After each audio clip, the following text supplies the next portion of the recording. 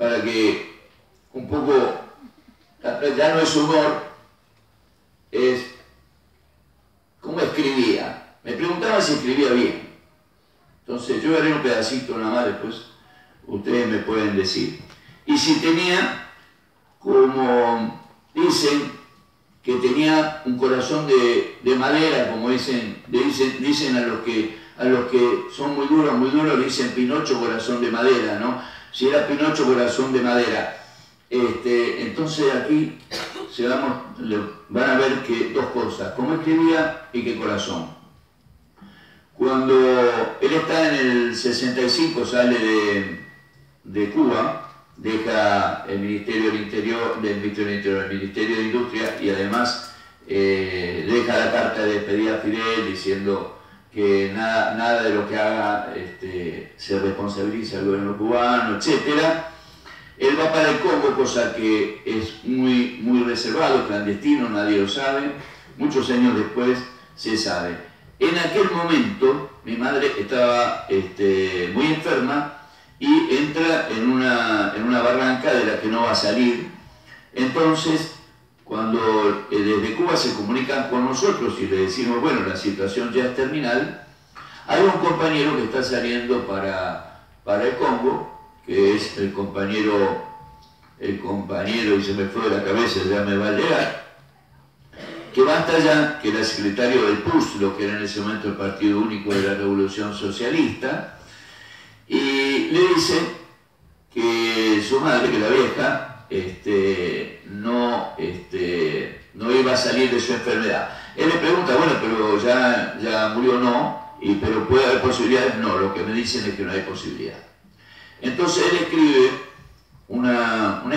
algo, yo no sé cómo llamarlo, que el cuento no es algo desde adentro, y él le pone la piedra a esto. Le pone la piedra porque él llevaba un dije con una piedra que se le había regalado a mi vieja, y a la vez llevaba un pañuelo que le había regalado a Leila. Era como dos cosas muy íntimas que él tenía. Y voy a leer nada más que una partecita. Dice, qué sé yo, de veras, no sé. Solo sé que tengo una necesidad física de que aparezca mi madre y yo recline mi cabeza en su regazo magro y ella me diga, mi viejo, con una ternura seca y plena, y sentir en el pelo su mano desmañada acariciándome a saltos, como un muñeco de cuerda, como si la ternura le saliera por los ojos y la voz, porque los conductores rotos no la hacen llegar a las extremidades, y las manos se estremecen y palpan más que acarician, pero la ternura resbala por fuera y las rodea, y uno se siente tan bien, tan pequeñito, tan fuerte. No es necesario pedirle perdón, ella lo comprende todo. Uno lo sabe cuando escucha ese mi viejo. Entonces, esto es lo que escribe 2 renglones más nada más, un poco para ver las dos cosas, cómo escribe y cómo siente.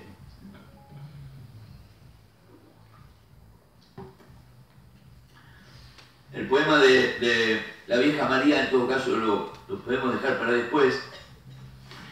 El tema de la lectura y la poesía. Él en México, siempre, más en las mochilas, además de los libros de historia, libros de filosofía, la historia de la Revolución Rusa, etc., tenía libros de poesía. No libros de poesía, sino libretas en las que él había anotado de memoria poesías. Y era un fanático de León Felipe, porque cuando había estado en México iba a unas tertulias que hacía León Felipe. Y le había llamado mucho la atención también a León Felipe, que viniera este joven, en aquel momento era Ernesto, y se habían hecho un poco como amigos, ¿no? Entonces ya después, cuando Ernesto se convierte en Che y está en La Habana, le escribe una carta a León Felipe, le dice, hace ya varios años, al tomar el poder la revolución, recibí su último libro dedicado por usted. Nunca se lo agradecí, pero siempre lo tuve muy presente. Tal vez le interese saber que uno de los 2 o 3 libros que tengo en mi cabecera es El Ciervo. Pocas veces puedo leerlo, porque todavía en Cuba dormir dejar el tiempo sin llenar con algo o descansar simplemente es un pecado de lesa diligencia. El otro día asistí a un acto de gran significación para mí. La sala estaba atestada de obreros entusiastas y había un clima de hombre nuevo en el ambiente. Me afloró una gota de poeta fracasado que llevo adentro y recordé a usted para polemizar a la distancia. Es mi homenaje, le ruego que así lo interprete. Si se siente tentado por el desafío, la invitación vale. Con sincera admiración y aprecio, el comandante Ernesto Che Guevara. Y él además se definía como un poeta frustrado.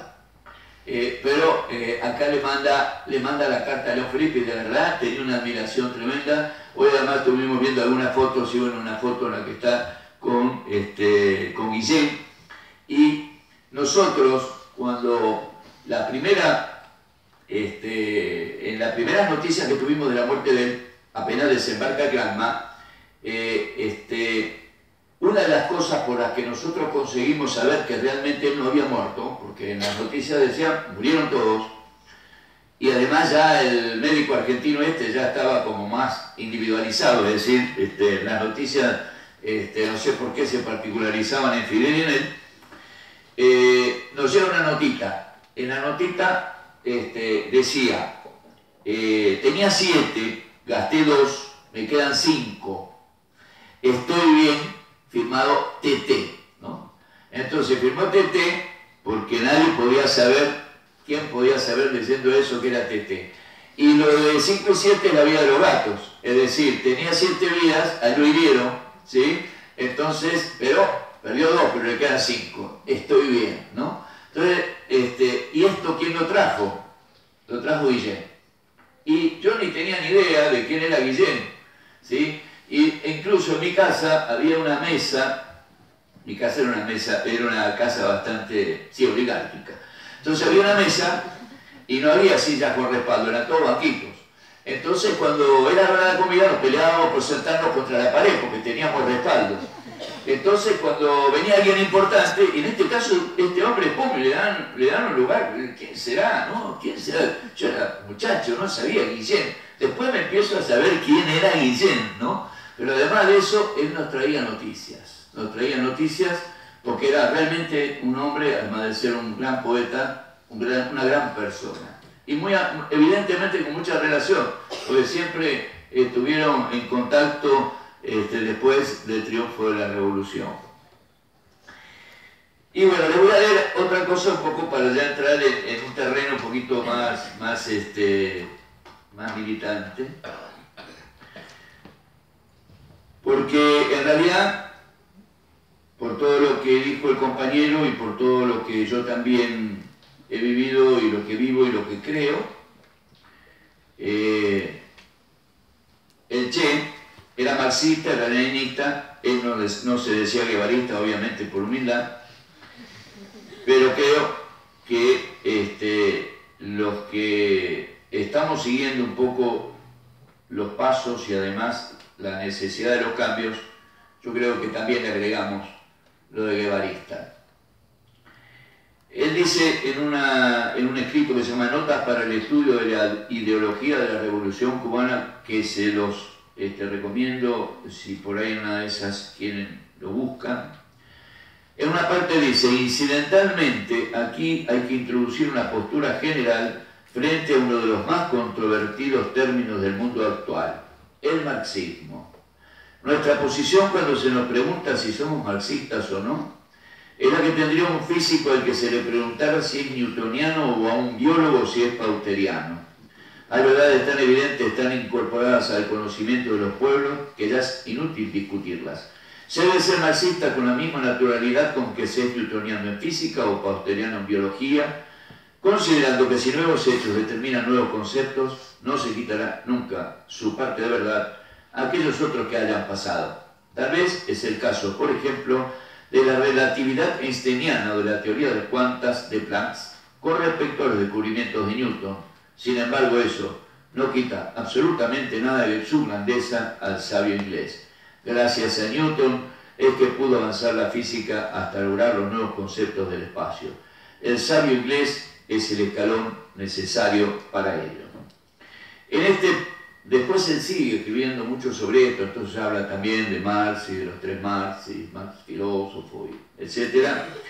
Pero acá para mí está concentrado en esto último, ¿no? El sabio inglés es el escalón necesario para ello, ¿no?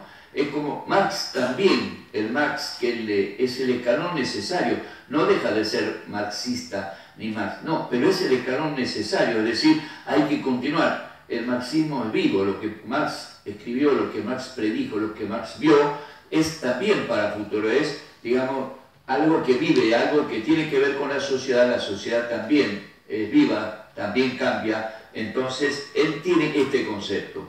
Y este concepto lo traslada a otras cosas, en las cuales él escribe también algunas cosas sobre la crítica al programa de Gotha, algunas otras cosas sobre Marx, en las que él interpreta y contextualiza. Incluso en algún momento él habla de lo que fue la Revolución Cubana en función de decir, no sabíamos, no éramos teóricos, no teníamos una teoría de la revolución, pero nos fuimos dando cuenta en la práctica de que lo que estábamos haciendo era realmente lo que estaba escrito en la teoría. Cuando nos fuimos leyendo, cuando nos fuimos metiendo en la teoría, fuimos viendo que realmente estábamos haciendo las cosas tal y como las leyes, digamos, del desarrollo estaban marcando. Es decir, fuimos haciendo una práctica, una praxis, digamos, una práctica entre lo que hacíamos y lo que realmente después leíamos. Es decir, él tiene un marxismo antidogmático, tiene un leninismo también antidogmático, hace críticas a algunos aspectos del leninismo y de Lenin, y fundamentalmente a lo que es la Unión Soviética posterior. Ahí ya sí la crítica es una crítica mucho más profunda, la hace en un escrito que se llama crítica, aportes o algo por el estilo, pero es crítica al Manual de Economía Política de la Unión Soviética. Sobre ese libro, que él además le manda a Hart una carta diciendo que es la Biblia, que nos está haciendo daño, que es total y más cual, él hace una serie de apreciaciones y profundiza en algunas cuestiones que tienen que ver con la Unión Soviética, el campo socialista, Checoslovaquia y Unión Soviética, toma él más como ejemplos. Él ya había viajado por estos países más de una vez y llega a una conclusión en esos escritos, que la Unión Soviética vuelve al capitalismo. En el año 66 los escribe. Y la Unión Soviética 89, 90, por allá, cuando se habla de la caída del muro, etc. Es decir, además de ser un luchador y guerrillero heroico y demás, era alguien que profundizaba y veía lejos. Por eso digo que leyéndolo y contextualizando su lectura, hay muchas cosas para debatir, por supuesto, ¿no? Estamos en una situación en el mundo en la que del año 67 para acá las cosas que cambiaron fue para peor y no para mejor. Entonces, digamos, y además sobre la misma estructura, así que no cambió la estructura, han cambiado, sí, cuestiones que tienen que ver con características y condiciones, pero no lo fundamental de lo que es la explotación y la acumulación. Eso está tal cual, la represión está tal cual, la violencia está tal cual, es decir, todo lo que en aquel momento se debatió y se desarrolló, hoy está agrandado, es decir, no igual, sino más, ¿no? Entonces un poco estaba entrando en esto y diciéndoles, hay otros escritos de él que tienen que ver sobre todo sobre lo que él definió dentro de lo que fue en el Ministerio de Industria, el sistema presupuestario que él tenía contra un sistema de evaluación y un sistema, digamos, de modelo económico que se tenía en el campo socialista, en la Unión Soviética, que era el cálculo económico. Él hace una comparación entre estos dos y él dice que en la Unión Soviética y en Checoslovaquia, etcétera, hay elementos del capitalismo interno, pero que además está demostrado en las diferencias que existen entre las empresas. ¿Sí? Empresas que ganan una sobre la otra y en que los obreros están mucho más interesados en lo que significa ganar más que los valores que tienen que ver con el socialismo. Entonces, él entra también mucho en el tema humanista, ¿no? Él toma mucho al Marx humanista. para hablar de la conciencia. Hay un escrito de él en el que profundiza mucho en el término de la conciencia, lo toma a Marx, además, en algunos de los pasajes de Marx, en el punto en que, además de los cambios que son justos, necesarios y que las crisis van a llevar a esos cambios, pero que además, para que esos cambios realmente que se hacen, los cambios económicos y sociales, para que se mantengan, tiene que trabajarse sobre la conciencia de los hombres. Porque si no, lo que los hombres ya traen es una conciencia anterior. Pero además están rodeados del capitalismo. Por lo tanto, si no se trabaja sobre eso, no va a haber solución. Hoy estuve leyendo una nota de Fray Betos en la cual habla de eso. A mí me llamó la atención. Habla de eso sobre Latinoamérica hoy, pero me llamó la atención porque era como si lo estuviera trayendo también, digamos, de estos textos de Marx y de estos textos en que Che toma a Marx en la cuestión de la conciencia. Yo no sé, compañero, si quiere, ¿qué le parece? Hay dos posibilidades. Sí. Continúas falando 15 minutos máis, sí, ou abrimos agora unha turma de intervencións. Entonces, si vamos a seguir 15 minutos. Vamos a seguir con 15 minutos. Yo entraría ya en un terreno que casi no es de Che, o si es de Che. ¿Sí? Un terreno en el que discutimos bastante en Argentina. Y me imagino que acá también. El tema de si hay dos capitalismos, por ejemplo, ¿no? Que un poco también lo dicen algunos de los trabajos. Hay un trabajo en el que se llama Notas, y yo estuve hoy revisándolo. En lo que dice en algún momento, habla de su desarrollo, etcétera, habla de la burguesía, de la gran burguesía, y entonces hay una parte que dice, llega a concebirse incluso la idea de posibles aumentos cuantitativos en las bancas congresionales de los elementos revolucionarios, hasta un extremo que permita un día un cambio cualitativo. Esta esperanza, según creemos, es muy difícil que llegue a realizarse en las condiciones actuales en cualquier país de América, aunque no esté excluida la posibilidad de que el cambio en cualquier país se inicie por la vía electoral. Las condiciones prevalecientes en ellos hacen muy remota esa posibilidad. Y cuando se habla de poder por vía electoral, nuestra pregunta es siempre la misma.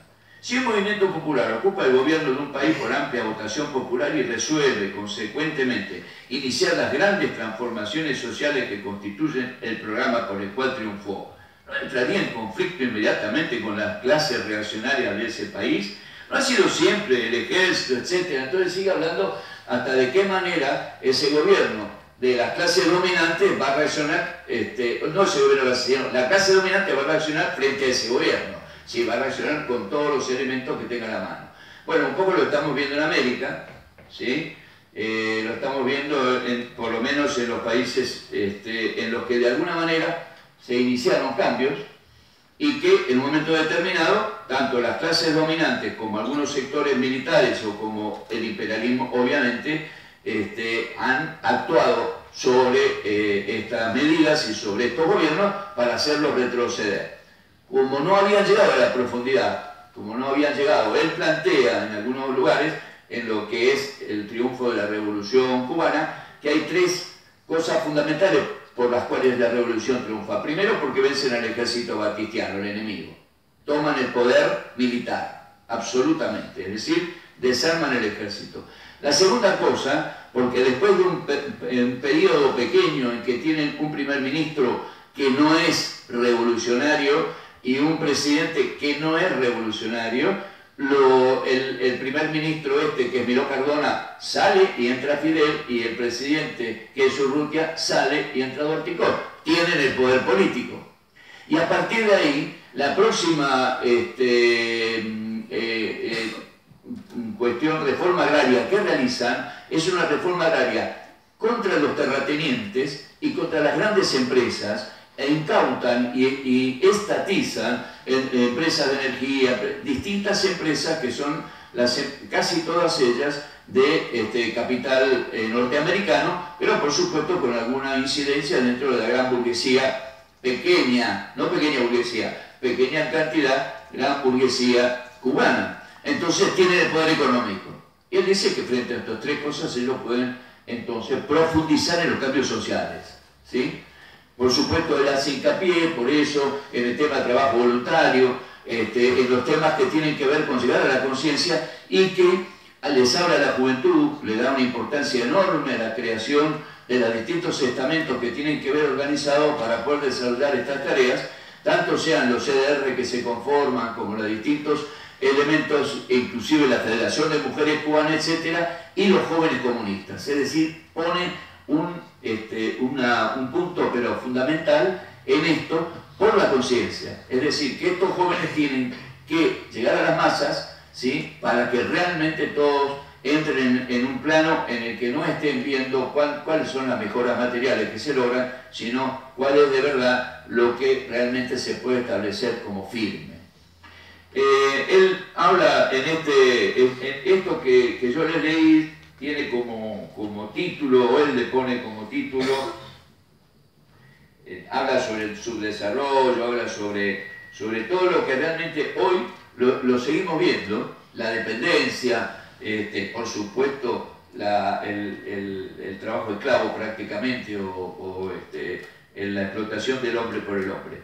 Él lo llama así: Cuba, excepción histórica o vanguardia en la lucha anticolonialista. Porque en un lugar él dice que muchos de los progresistas, o movimientos progresistas, o populares le ponen, en aquella época progresista no, movimientos populares, muchos de los movimientos populares están diciendo que la Revolución Cubana es una excepción. Un poco como que en ningún otro lugar puede suceder. De alguna manera están saliéndose, digamos, de no ser militantes en función revolucionaria, sino, bueno, trabajemos en función de la democracia, trabajemos en otro plano que no sea el plano, digamos, revolucionario.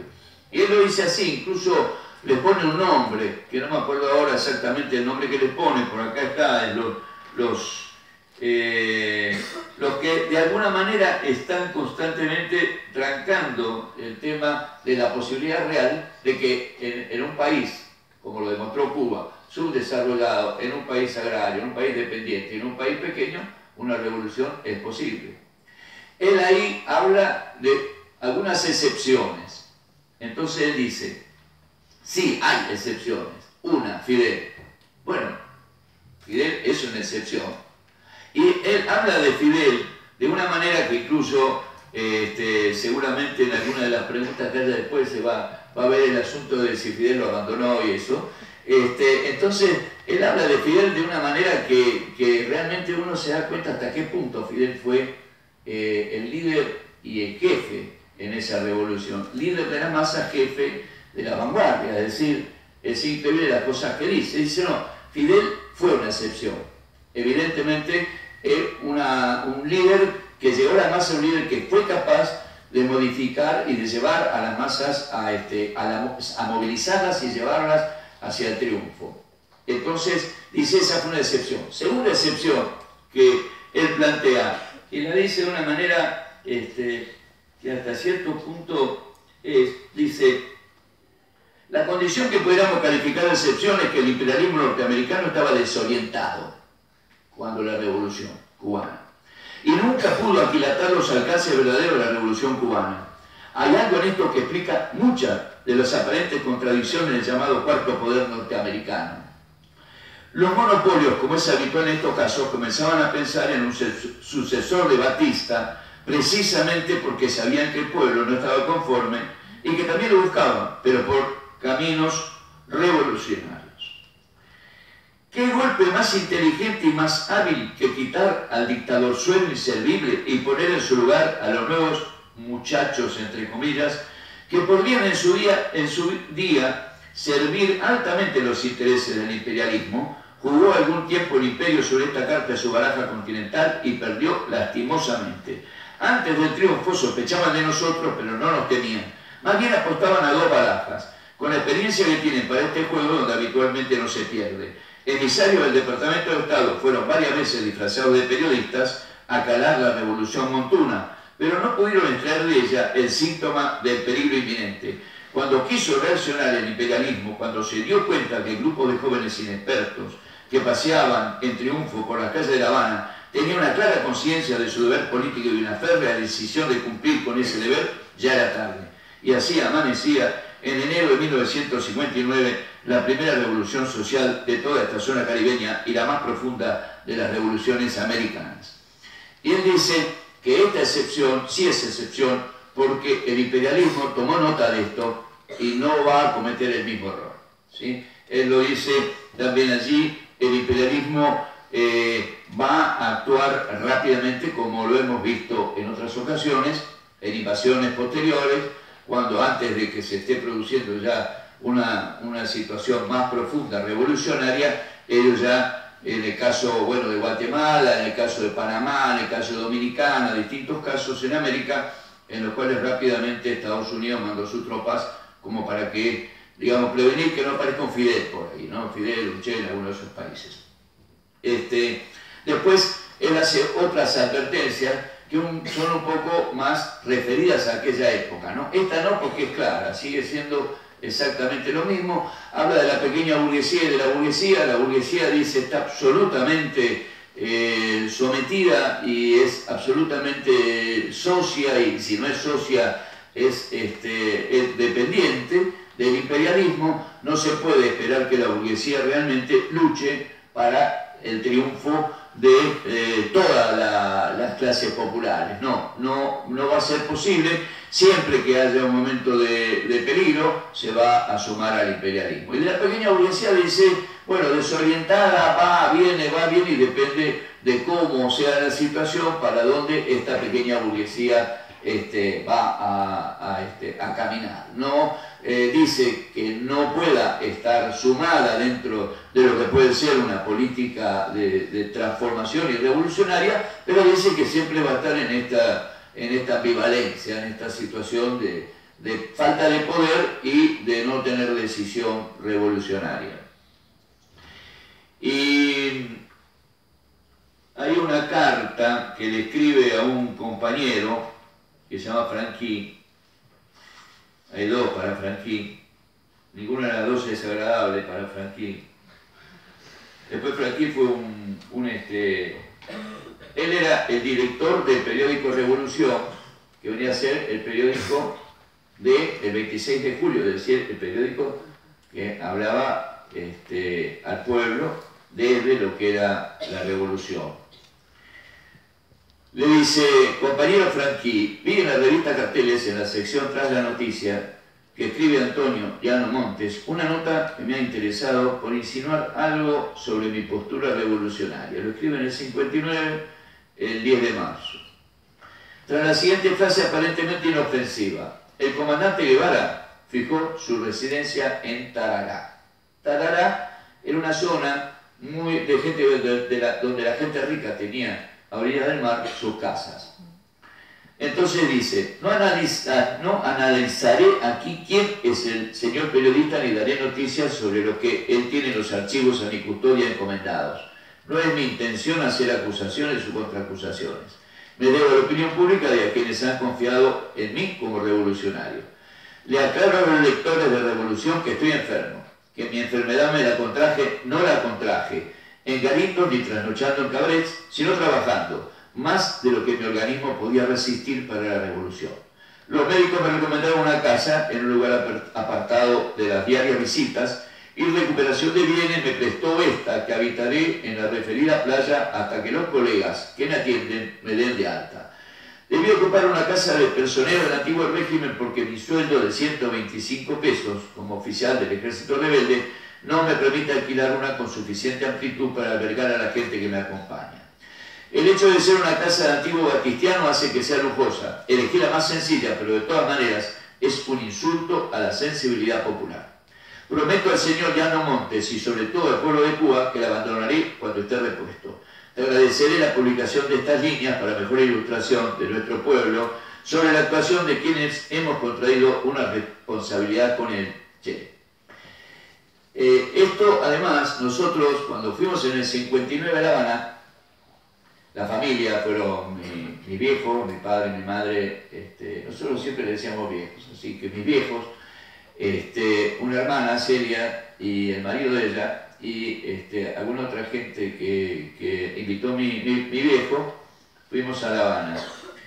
En este tiempo él estaba en la cabaña, vivía en la cabaña, ya junto a Leila March, su nueva mujer, y esto es 10 de marzo, nosotros salimos creo que el 8 o 9 de marzo de La Habana, llegamos en enero, estuvimos 3 meses prácticamente, llegamos el 8 o 9 de enero y nos quedamos hasta el 9 de marzo, 8 o 9 de marzo, y cuando nos despedimos de él, él estaba ya con suero, es decir, tenía una neumonía, asmático, tiene una neumonía, y bueno, se ve en ese momento, nosotros no lo vimos en Tarará, pero se ve que lo trasladaron ahí a Tarará. Y bueno, esto le manda a Franquí, el